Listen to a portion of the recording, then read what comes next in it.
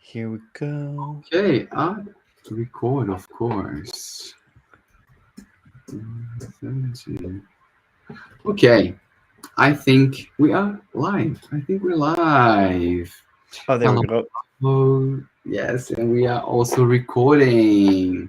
Hello, everyone, and welcome to the Vita live session every Tuesday. Before we begin, if you're not subscribing, subscribe to us. Vita is basically just me and Daryl. Yeah. So if you want to help us out, just subscribe or maybe like this. Yeah, it helps us a lot. Back into it. Unless you hate it, then you don't have to. But otherwise, Yes. like, For the ones that don't know, my name is Pedro, and right next to me, you can see there's something here. I'm Daryl. Yes. Look, we created Vita to help busy adults just like you understand, reduce, and eliminate lower back pain by retraining your body and your mind together. Now, have you ever felt completely alone with your lower back pain? Like, no one truly gets how much it affects your day to day life, your relationship, or even your happiness. Well, you're not alone. And today we're going to explore exactly why feeling isolated due to back pain is such a common experience and how you can overcome it. Many of you might have tried all sorts of treatments like painkillers or stretches, therapies, but nothing has provided a lasting relief. Yeah, it's frustrating, exhausting, and it can make you feel incredibly isolated. No one really gets you. But guess what? The problem isn't just physical. Your emotional and mental health are deeply tied to your physical pain. And that's why today we are combining physical and emotional insights to tackle this loneliness head on. Yeah? Daryl, the floor is yours. Thank you very much, Pedro. And hello, gorgeous people. So I'm Daryl, expert hypnotherapist and emotional health coach.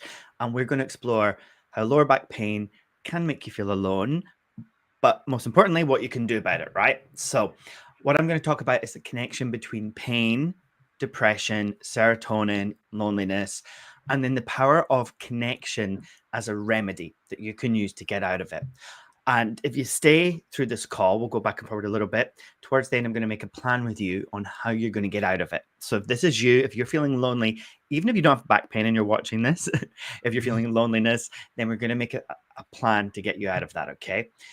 So first, we've got to think about the pain loneliness cycle that if you've got lower back pain, you might be feeling, okay? So lower back pain, it wears you down. Like it's persistent, it keeps happening. When it's chronic, as with any chronic pain, you might find yourself skipping outings, saying no to social occasions, skipping time with friends because it hurts too much to move. This leads to social withdrawal and eventually social isolation. People stop inviting you if you start saying no to things all the time. So the pain is pulling you away from people, leaving you feeling isolated. And then that loneliness can make your pain feel even worse because loneliness amplifies pain perception through neurobiological and psychological mechanisms. So what do I mean by that? Well, pain and loneliness, they share neural pathways, they share brain circuits, particularly in the anterior cingulate cortex, right? This is where we process both physical and emotional distress. So loneliness is going to heighten activity there and make the pain worse. Loneliness, if you feel lonely, is going to trigger stress hormones like cortisol, which can increase inflammation and make pain feel worse. Loneliness reduces serotonin, which normally helps to regulate your mood and dampen pain signals. And so this low serotonin is going to weaker this kind of buffer that you've got to keep your mood in check. Again, it's going to amplify pain perception. And now you're in a loop, right? You've got a loop where loneliness is making pain feel more severe. It's a cycle that's going to be hard to get out of. Chronic pain leading to social withdrawal, saying no to social events, withdrawing, increasing feelings of loneliness, loneliness causing distress, causing stress, reducing serotonin, amplifying pain perception. So now we feel sorer, and pain activates the stress response, which lowers your mood because you're in pain. And now you've got a low mood, so you don't want to go out. and the low mood again makes the pain worse, and you're just in this cycle of pain and loneliness and bad mood. Tell you what, the most grumpy clients I have ever had in my life, they are the clients that are in chronic pain, and they're sometimes annoying people left, right, and center. The absolute joy they get when they get out of pain and suddenly they're just able to be themselves with their friends and their family, that is the most beautiful thing, and I want that for you. You know, chronic stress rewires your brain, and it can make you feel stuck in it. You're not imagining it. Your body and your mind, they're constantly talking to each other, but it isn't your fault, and we'll get to why. So if you don't know what serotonin is, I've mentioned it. It's a neurotransmitter, and it's known as your feel-good chemical in your brain, okay? It keeps your mood steady. But chronic pain combined with loneliness can throw it off balance, if we've talked about, by lowering your levels.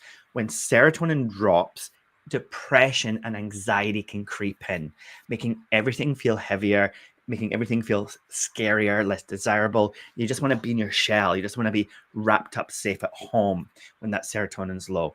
Okay, so here's some things to remember. Serotonin regulates your mood, and chronic pain reduces serotonin. Okay, there's a link there. Low serotonin increases depression. Most depression medication is involved with dealing with that serotonin level, and low serotonin can increase feelings of loneliness. So that can make you withdraw, even if you're craving connection, like you want to connect, you want to go out, but you don't do it. You just can't feel the motivation to lift yourself up and make yourself go out. And then you might blame yourself for how you feel, or other people might blame you. They might criticize your attitude, saying, just be positive, or look on the bright side, or come on, just come out. Know that it isn't your fault that you haven't been able to do that. But now that we know the problem, we can shift it. Okay. Your mind is powerful. I believe as a hypnotherapist that thoughts and visualizations can heal your body, but they can also create the perfect situation for healing loneliness. We've got to break this pain loneliness cycle, and we're going to do it using connection. Okay, this is good news. Connection can and it will break this cycle. Reaching out, even just a little bit, can lift your serotonin levels, and it can also shift how you experience pain. This is why you need to do both as a solution. Connection is the way out of loneliness for you. Okay, you don't have to stay stuck in the pain cycle, and it's going to involve a bit of work leading into community, sharing your story, practicing gratitude. We're going to dive deeper on that later. But for now, here is why you need to take these steps. Now, modern neuroscience shows that positive interactions, just like having a kind conversation with somebody in a shop, or somebody that you walk past in the street, or a friend, or having a shared laugh with someone at something funny, triggers serotonin release in your brain. Okay, it lifts your mood. There's lots of other activities we're going to talk to, but this counters directly depression. It counters directly loneliness. It counters directly the effect of chronic pain. And of course, being social, if we can get more of that, it's a logical antidote to loneliness, right? So connection is what you need. It's going to also ease pain perception, because if you're here, it's because you've got a sore back, right? And so know that it's not just going to help with the loneliness, but studies show that feeling supported reduces activity in that anterior cingulate cortex, that brain area that's linked to pain. So also perception of pain will go down. A simple chat with a friend can make you feel less pain, or make the pain feel less overwhelming, like you can cope with it. Less pain. If you get less pain, it means, guess what? It's easier to connect. You're more likely to go out. Then you're going to be less lonely. And lastly, positive thinking, just in general, that you get from connecting and taking action on this. Things like gratitude, mindfulness, and visualization that we're going to use. This can rewire your brain to focus on healing. So instead of focusing on negative emotions, you're now going to be focusing on, what do I need to do to get better? Even if I don't feel like doing it, what do I need to do? Do I need to practice gratitude and just notice one thing that I'm thankful for every day? Even just doing that can shift your mindset. It can lower stress. It can support your body's recovery. It can put you into a mindful state where you're very present about your life in the now, which is where you don't usually want to be when you're in pain. You don't want to be mindful of it. But if you can get into a positive mindful state, then it's going to create a ripple effect. You know, these little actions, they add on to each other, and they break the pain loneliness cycle, which is what is my focus for you tonight. Okay, to help you feel more connected, more empowered. Connection is medicine. Okay. Mm. I'm going to start it today. Later in this call, we're going to dive into powerful steps you can take to spark serotonin and ease loneliness. You can watch it back if you want to just remember it, but I advise if you've got a pen and paper, take some notes of some of the things you're going to want to do. You are not alone. Okay. Your pain is real. It's okay to feel it, but so is your power to shift it. Yes. Connection heals. By understanding how pain, loneliness, serotonin, and connection are linked, you're going to be able to take steps towards feeling less alone and less pain. As I said, you're not in this by yourself. We're a community here at Vita. We're here with you. So let's take a step today. We'll take several, but we'll take one emotional step today. Mm. And why not even start thinking about what you're going to do? Are you going to reach out to someone? You're going to try one of the practices we go over later. I'm here with you. Pedro's here with you, and we have a whole community. See, by showing up just to watch this video, just by being here right now, watching this video, even if you're watching it back as a recording, you are connecting. You're doing that. You're connecting with us right now. So well done. You're already breaking that cycle. Let's keep going. Over to you, Pedro. Yeah, that's great. Connection is so important. Like we always hear about these blue zones around the world where people get to live over 100, and they are really studying these zones and why are people living for so long. Like the diets are fine, and what they found is connection, people, Mm-hmm. community, belonging. Being part of something. So if you are feeling alone because of back pain, first of all, we're sorry. Only you know what you feel, and people play it down. People don't really understand, and they think they do understand, but they don't. Like it takes so much out of your life, and yeah, you don't have to face this alone because you're not alone. You are if you want to be. If you want to look, to be honest, a lot of people want to feel sorry for themselves, and they want to stay within this Mm-hmm. one cycle forever, and that's cool. Nothing wrong with that. But if you want to change, we can help you. So you wanted to say something? Well, just I was just thinking that the fact that you're here is evidence that you're not with them. That's okay. You want to change, and so yeah, we're going to help you. Exactly, exactly. So I like to use this analogy, right? Say your room is a mess, yeah, and you walk out of the room because you don't want to deal with it. So you turn off the lights, close the door. Now you need to get back to that room, and that room is a mess. If you try to tidy up that room with your lights off, it's going to be very hard. You're going to hurt yourself. You're not going to tidy anything. You're going to be fucking around pretty much. Yeah. What we want to do for your back pain is turn the lights on and help you and guide you. Maybe put this there, do this, do that. You don't have to do exactly everything we say, but take it on board. Ask yourself, does this guidance suits me? No. Yes. Take some on board. Don't take some on board. It's up to you. But let us help you and guide you. Okay. Now, from a physical perspective, let's talk why you might feel isolated due to your back pain. When you're hurting, and the natural instinct is often to withdraw and rest, like Daryl was saying before. But prolonged rest and avoiding activities just out of fear can actually worsen your pain. And we've talked about this so many times in quite a few live sessions before this. The fear of movement and the pain, it's a loop that never stops unless you decided to stop. So today, I want to keep this simple. So I want to share key physical insights, gentle, controlled movements that are vital. They're like medicine for your back. Yeah. So let's try just two simple but powerful movements right now to break that cycle of isolation and inactivity. Because look, bottom line, you're not engaging, you're not seeing people because you feel alone, but you feel alone because you can't move like you used to due to fear. So let's try to break that fear. It won't be broken completely, yeah, but we can start to break that fear. Okay, so breathing is something really important. Okay, so we can breathe together, maybe just 5 deep breaths. Inhale through your nose, Now, instead of expanding your chest, expand your belly. And when you exhale, I want you to exhale completely until there's nothing left and you feel your core getting tight. Yeah? So let's go. Inhale for 3. Exhale for 6.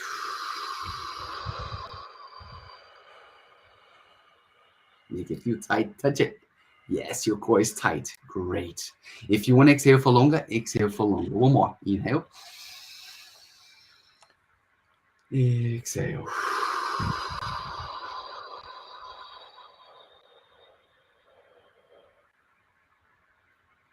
Okay. So now that you calmed your nervous system a little, because now you just let your brain know that you're safe. You can breathe. You can close your eyes. There's no threat around us. Okay. Second step. Let's move. I think for this one, I'm going to go back a little. This is a very simple twisting movement. Okay. So twisting is a big thing that a lot of people with back pain just avoid all completely. Yeah. So instead of going like this and feel your back, go slow. Yeah. So twist a little and ask yourself, is this painful? No. Carry on.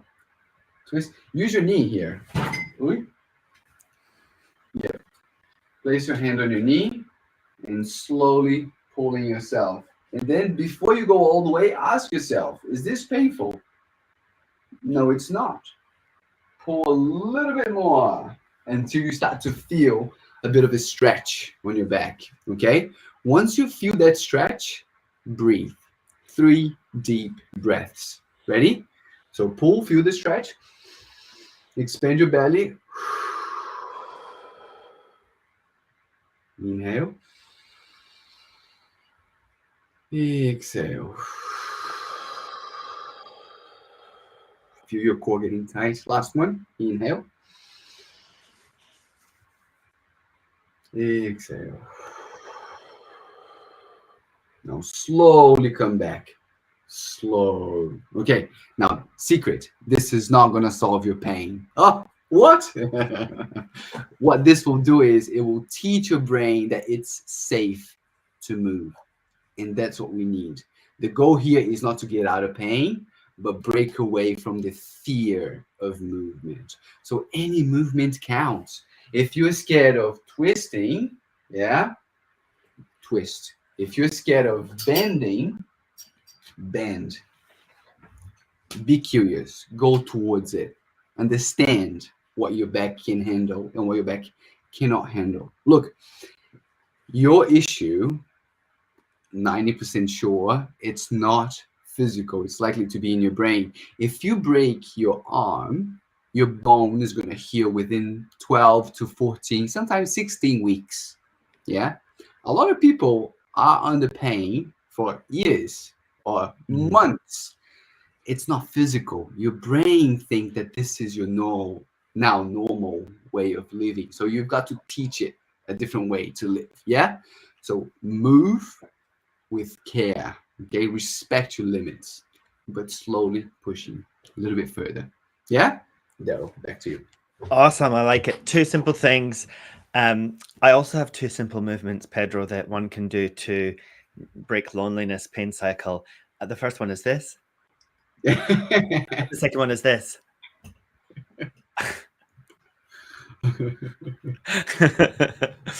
I'm making a joke, and I get it, guys. It's not as simple as just going out. It's not as simple as just socializing. We do really understand the problem, and so that's why we're coming at you with this multifaceted solution. Depression is if it goes as far as depression, I'm guessing that if you're feeling lonely and you're in pain, that you either feel depressed, maybe not a clinical diagnosis, but maybe you feel down, you feel heavy, you don't want to go out. But let's take action, right? Here is where we are changing some things up to feel better, to get out, right? So if you haven't already, grab a pen and paper or just bookmark this so you can watch it later, because you're going to want to work through all of these things that we talk about, but pick a couple to get started. These are going to be simple science-based activities to tackle depression, to build connection so that you feel less alone. Okay. These steps are grounded in neuroscience and they're shown to boost serotonin. Okay, that feel good chemical in the brain that's going to help you reduce the feeling of isolation tied to chronic pain. By doing these little things, you're going to feel less lonely. I recommend, as I say, all of them. Okay, massive action equals massive results. Small action can, if you're lucky, but massive action is massive results. Why not think about doing these all? You could pick one at a time, do one a day or one a week, and then finally add them all together. Or if you've got the time, effort, energy, and the wherewithal to do it, think about doing them all. Okay, number one, simple, getting to nature. You know, a 5-minute walk in nature is shown to reduce depression, to soothe your nervous system, to ease loneliness. So plan a 10-minute walk in a green space somewhere this week, somewhere safe, somewhere that's within your capabilities. If it's too far to travel, pay attention to nature. Like if you walk through a city, you'll see plants in people's windows, you'll still see trees. Go for a walk and focus on nature. Number two, reconnect with friends. You know, list 3 or 5 friends that you've got. Don't wait for them to reach out to you. Send them a text or a call. Okay. Could even be an email. Do one a day, even one a week to start if it's too tough. Okay. But that spark of connection, knowing that you've reached out, that you've said something, it feels good. Even if you don't get a reply, keep doing it. Some people like me are completely shit at replying and doing messages, right? But we still want to hear from you and we still want to connect. Pedro, you say it's very normal, okay? Do you ever not message somebody back straight away, but you still love them and you want to connect with them? So if you want to connect with people, try being the person that reaches out, do it in a way that you like, and just make it a task that you do. Okay, number 3, map your support circle. Okay, get a piece of paper, write down everyone who loves you, everyone that cares about you, living and people who have even passed on, put them in it as well. Put people that you don't even see anymore, but you know have high regard for you or care about you. Okay, keep this list visible or this map visible as a reminder that you're loved. Okay, and if it's short, if it's really short and you don't have people in your life, then you need to consider counselor or coach or doing some work to expand your circle and building new connections. That's a bit tougher, but I bet that you can put a whole bunch of people on there, even pets. You know, it doesn't even have to be humans. You can put your animals on there. Number 4, join a community. Like in the olden days, I say the olden days, but I'm thinking back just even to my childhood. There was so much more community. We had like those third spaces. We met at the pub or at the church or at Sunday school, or you met at sports clubs. And there was all different places you can go, but the world it is different. So find a community that you're interested in and join it. Sign up for the back pain relief hub with Vita. It's free. You can join that on Facebook if you're not already there, and share your story. Put in how you feel. People will resonate with you, and you're going to connect with like-minded people. Engaging in community is going to cut isolation. Number 5, read for connection. One of the favorite books that I love for this is this book by, I think it's Kamal Ravikant is his name. The book's Love Yourself Like Your Life Depends on It. And if you go, it's a really short read, even if you're not a reader, or you can listen to an audiobook, a really super short book, like take half an hour to an hour. And then after that, it goes through some tasks that you can do. It's quite confronting, but this book, it builds self-love. It puts a focus onto self-love, self-connection, inner strength, and makes it easy to connect outwards. So that might not be the book for you, but find something that is going to work in that area for you. Number 6, find meaning. Okay, if you're spiritual, join a group with spiritual beliefs. Maybe it's a church, maybe it's a spiritual circle. Engage with what matters to you. If you're not spiritual, maybe it's art, you know, maybe it's music, maybe there's a cause that's important to you. Connect with something bigger is going to reduce loneliness. Help someone else is number 7, and this is my most powerful one. If there's one thing I could ask anybody with depression or loneliness to do, be to go and help somebody else. And in my clinic, I have seen it be by far the most powerful tool. I have seen amazing transformations from people that don't even have the energy to help themselves, let alone anybody else.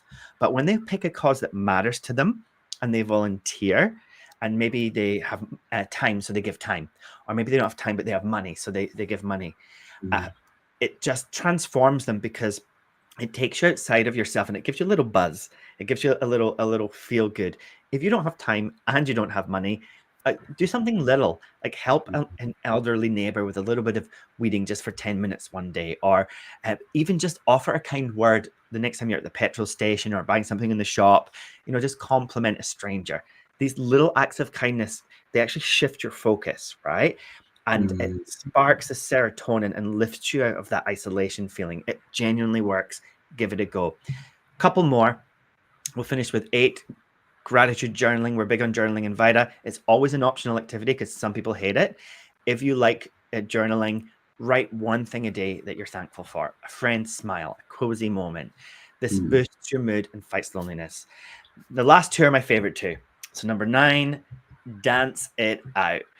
You know, mm, mm, Research shows that dancing is more powerful than antidepressants for depression and loneliness. Dancing is more powerful than going for a walk in nature, and it's more powerful than both of them combined. If you're depressed or lonely, now you might not be able to dance. When Pedro was talking about twisting, I was thinking 2 weeks ago I was out watching this band and they had this like rock and roll song on, and everybody was kind of like twisting, and I was like thinking, oh, I wouldn't be able to do this if my back was sore. So uh, do what's comfortable for you, right? Like mm, dancing. I remember being in a car with a friend once watching music, and we were just dancing with our hands. It's about moving. Every culture dances. Every culture throughout history, throughout all time, dances. It releases trauma, it releases stress, and it boosts your mood. And if you do it with other people, you connect with them. But even if you do it alone, you're connecting with the music, you're connecting with the song. So put on your favorite song. And P.S. If you're going to do what Pedro said earlier and you're going to open that dark room and you're going to clean it, cleaning a dark room is always yes. better with music. Just get your favorite song on. If I got to do something really hard, I have this playlist that I'm only allowed to listen to when I do something really hard. And it's all my most upbeat, most motivating music. So start playing around with it. You're going to get serotonin, you're going to get endorphins, you're going to feel better, pain's going to go down, even if you do that alone.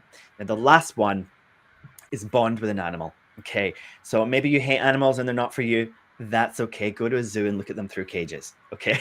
You don't have to cuddle. But if you have a pet or you can care for a pet, it is going to be one of the best things you can do for loneliness. If it's within your capabilities and you don't have a pet, consider it. It could be work that you don't need. Okay. And playing with a pet, or cuddling one or having one around can increase oxytocin and lower cortisol, create feelings of connection and safety. It's interesting for men. Apparently, we get more serotonin boost when we play with animals. So, like playing with dogs and so on, and playing with kids. And whereas women get more serotonin when they cuddle and they connect in that way. So it's interesting little differences there. But either way, whatever you want to do. I got my little guy here. Hold on, Martin. Do you wanna? You tell me if you can be depressed with this little thing. No, they can't. It's not possible, is it? It is not possible. Like, look at that little face. Is it So possible? I cute. and not only are you never lonely with a pet, but another thing happens. If you've got a dog, for example, and you take them out for a walk, suddenly you get to know all your neighbors, even if you don't want to, because they all stop Mm, to say hi, ask your dog's name. It's a way to make friends. So that's my final one. Daryl is the dog advocate of the day.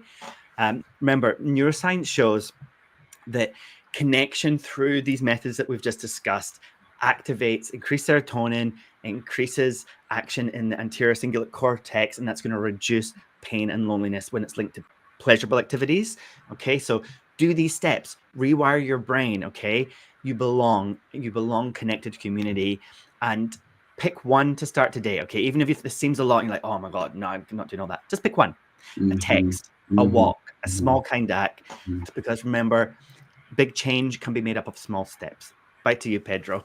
Nice. That was great. I love it. Yes. Thanks. I am more cat but I love dogs. I had a dog like this tattoo here is of a dog, my previous dog back in Brazil. Mm-hmm. But I was reading this morning Mm-hmm. that cats, when they purr, Uh-huh. it's I think they purr in between 15 and 100 and something hertz. And then vibration of that purr allows healing. And the same vibration is what astronauts use it to help with healing in vibration Ah. therapy. It's It's crazy how much animals can help you heal.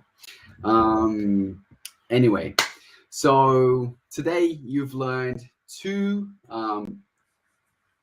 tools from physical and emotional sides of you, and you can start using it today. Yeah, so try to pair these movements that I showed you with what Daryl told you, to holistically tackle your isolation. But remember, you deserve to move freely and feel like yourself again. Yeah. um, Join our back pain relief hub. We are there to help you. I'll be there. Daryl will be there. If you have any questions, just ask us. That's a direct connection to us. Yeah. It's free. Just join us. And I hope you enjoyed this session. If you have any questions, comments, just type below or join the community. And I'll see you next week. See you guys. Thanks. See ya.